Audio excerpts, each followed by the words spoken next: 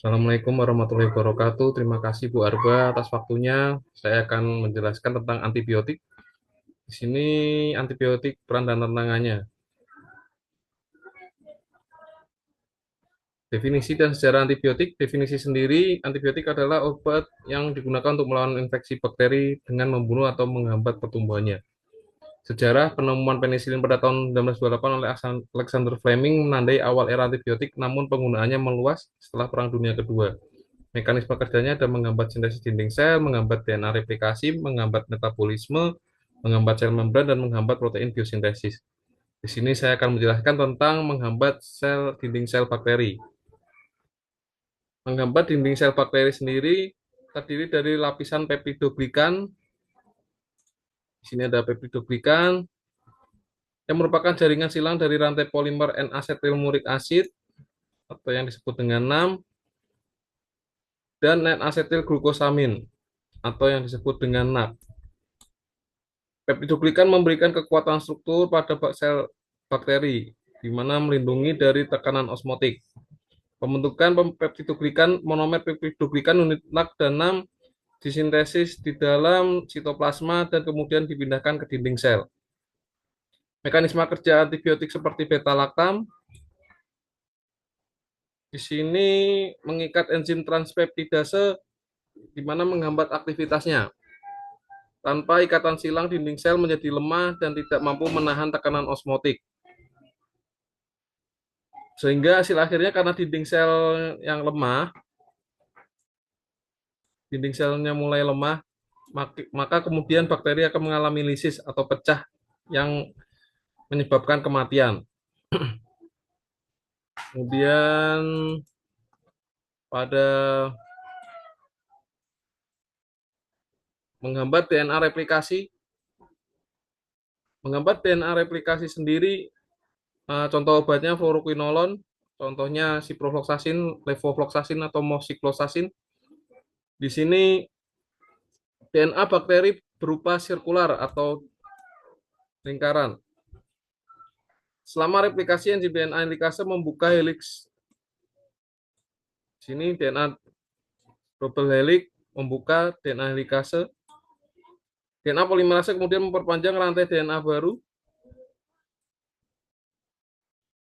Enzim DNA girase dan topoisomerase 4 berperan dalam mengurangi supercooling kekusutan DNA dan memisahkan DNA anak yang masih terkoneksi. Di sini fluoroquinolone menghambat aktivitas DNA girase dan menghambat infeksi DNA topoisomerase. Hambatan menyebabkan proses supercooling tidak dapat diatur sehingga DNA tidak dapat direplikasi secara sempurna. Sehingga akibatnya gangguan fungsi DNA girase terjadi pemutusan untai DNA breaking.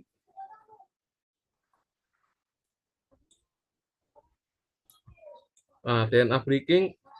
DNA anak yang tidak terpisah menyebabkan kegagalan pembelahan sel bakteri. Akhirnya bakteri mati karena tidak dapat mereplikasi materi genetiknya. Gambar menunjukkan bagaimana fluoroquinolone memblok enzim kunci yang mengakibatkan fragmentasi DNA bakteri dan kematian sel.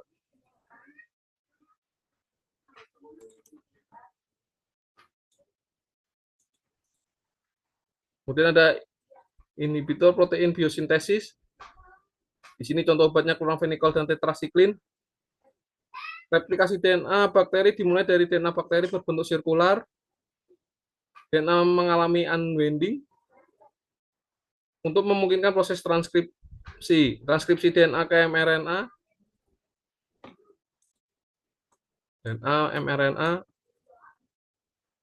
RNA polimerase membaca urutan DNA dan menghasilkan mRNA. mRNA ini membawa informasi genetik untuk diterjemahkan menjadi protein. Ribosom yang terdiri dari 50S dan 30S yang bergabung pada mRNA. mRNA bertindak sebagai template untuk menyusun rantai polipeptida. tRNA membawa asam amino yang sesuai dengan kodon mRNA untuk membentuk rantai polipeptida. Tetrasiklin di sini menghambat proses translasi dengan mencegah tRNA berikatan. dengan ribosom sehingga asam amino tidak dapat ditambahkan ke rantai polipeptida.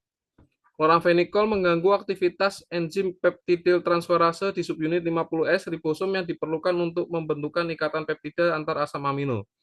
Hasil akhirnya tanpa protein fungsional, bakteri menjadi tidak aktif dan akhirnya mati. Kemudian ada penghambatan asam folat, metabolisme asam folat.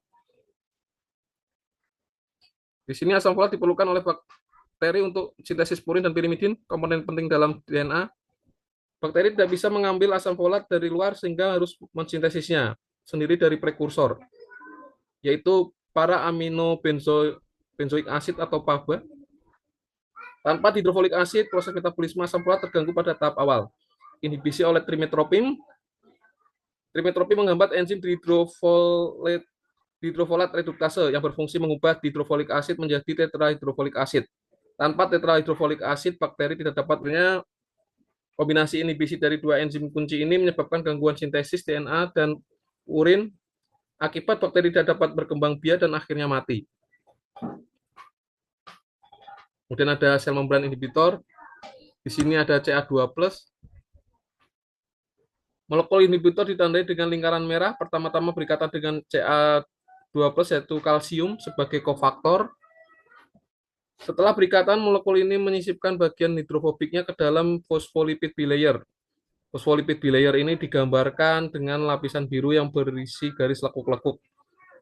Kemudian penyisipan ini mengganggu aktivitas membran. Kemudian step 2 ada channel formation. Channel formation ini molekul inhibitor berkumpul membentuk pori-pori atau saluran dalam membran sel. Saluran ini memungkinkan ion atau molekul untuk berpindah lintas membran. Pada tahap ini struktur membran mulai kehilangan fungsinya sebagai penghalang selektif. Kemudian ada step 3 ada ion efflux. Setelah pembentukan terbentuk ion sel K, kalium keluar dari sel melalui pori tersebut. Kehilangan ion seperti space K+ menyebabkan disfungsi seluler, mempengaruhi homeostatis ionik, dan akhirnya mengarah pada kematian sel. Contoh obatnya ada daptomisin dan polimixin. Daptomisin sendiri berikatan dengan membran sel bakteri, melibatkan ion kalsium Ca2+ dan menyebabkan depolarisasi membran. Proses ini mengganggu hemostasis dan menyebabkan kegagalan sintesis DNA, RNA, dan protein hingga kematian sel. Polimixin sendiri berinteraksi dengan lipopolisakarida pada membran luar bakteri gram negatif. Mereka bekerja dengan mengganggu struktur fosfolipid membran, menyebabkan kebocoran ion dan lisis sel. Oke.